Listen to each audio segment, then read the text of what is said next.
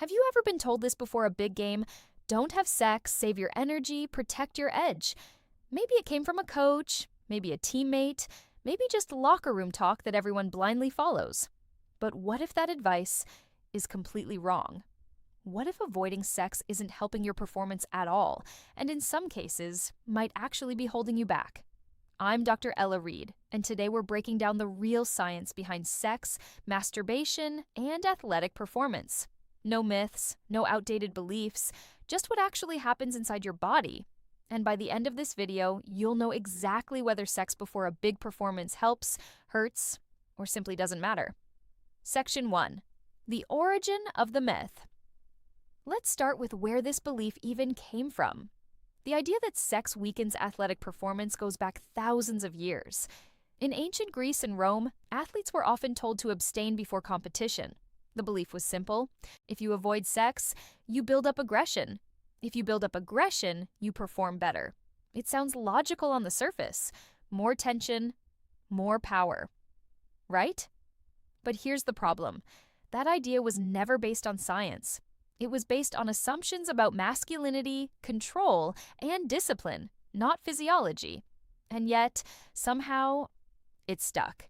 Even today, professional athletes in boxing, MMA, football, and track are still told to avoid sex before competition. Some even abstain for weeks, not because of evidence, but because that's how it's always been done. Section 2, the real question. So the real question is, does sex or masturbation actually affect performance? Or are we still following advice that was never true to begin with? To answer that, we need to look at actual research. Section 3. What science used to say. For years, studies on this topic were limited. Small sample sizes, mixed results, not very clear conclusions. But in 2022, researchers conducted a meta-analysis of 9 studies involving over 130 participants. And here's what they found. Sexual activity before exercise had no significant negative impact on strength, endurance, power output, aerobic performance. Let that sink in. No decrease in performance, no loss of strength, no drop in endurance. So already, the core belief that sex makes you weaker starts to fall apart.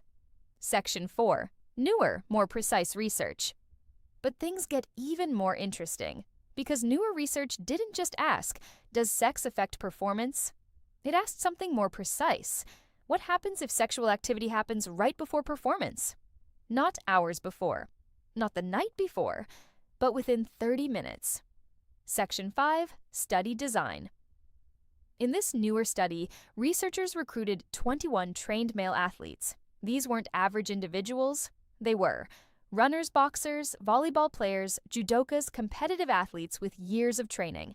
Each participant went through 2 separate testing sessions, one where they abstained for 7 days, one where they masturbated before testing. This is called a crossover design, meaning each person acts as their own comparison. That makes the results far more reliable. Section 6, what they actually did. The setup was carefully controlled. In the sexual activity condition, participants watched a 15-minute erotic video, then masturbated to orgasm, then rested for 30 minutes after that. They performed physical tests. In the abstinence condition, they watched a neutral video, no sexual stimulation, same environment, same timing, then performed the exact same tests. Section 7. Performance results. Now here's where things get surprising. The athletes who masturbated lasted slightly longer during endurance testing, showed slightly higher heart rates, indicating activation, demonstrated increased hand grip strength. We're not talking massive gains, but we are talking about small improvements, not declines. So instead of hurting performance, sexual activity may actually give a slight boost. Section 8. Hormonal response. Researchers also looked at hormones, specifically testosterone, cortisol. Both were elevated in the group that masturbated. Now, normally, people hear cortisol and think stress. But this wasn't harmful stress. This was something called eustress, a positive, activating stress. The kind your body experiences before competition, the kind that prepares you to perform. Section 9. No negative effects. Even more important, they found no increase in inflammation, no increase in muscle damage, no physiological downside. So not only did sex not harm performance, it didn't stress the body in a negative way either. Section 10, what's happening in your body? So what's actually happening here? Why might sexual activity help, or at least not hurt, performance? It comes down to your nervous system.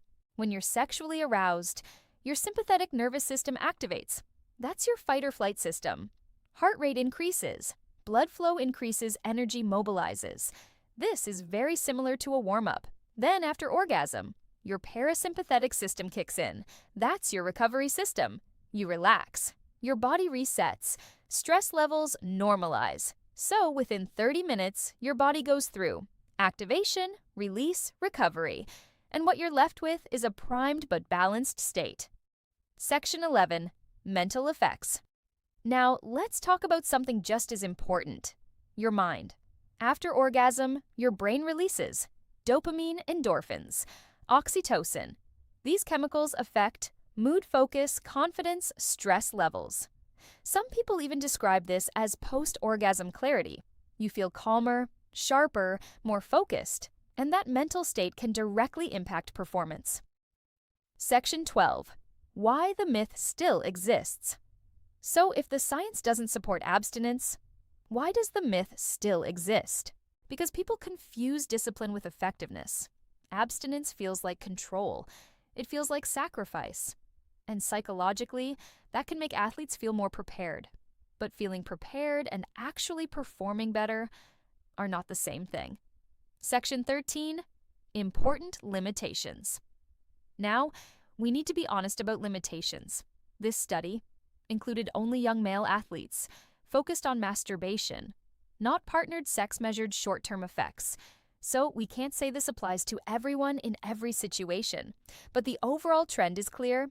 There is no strong evidence that sex harms performance. Section 14. Individual differences. Here's what really matters. Your body. Some people perform better with a little arousal. Others perform better feeling completely neutral. There's something called the arousal performance curve. Too little arousal takes low energy.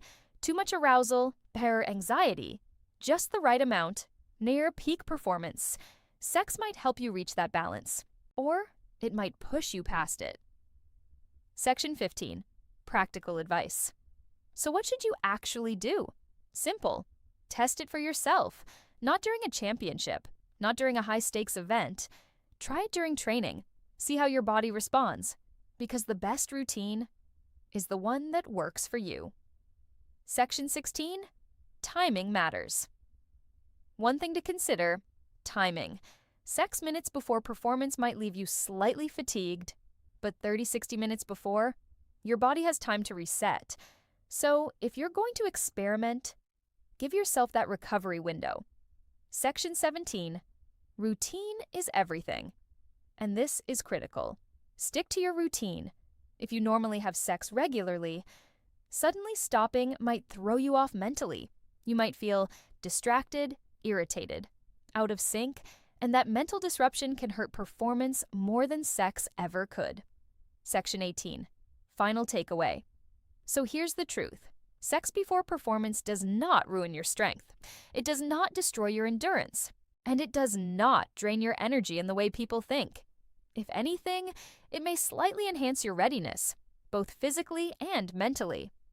Utro. So the next time someone tells you, don't have sex before your big game, you'll know exactly what the science actually says. Trust your body, understand your mind, and stop following myths that were never proven in the first place. If this helped you, make sure to subscribe. And as always, take care of yourself, because you're worth it.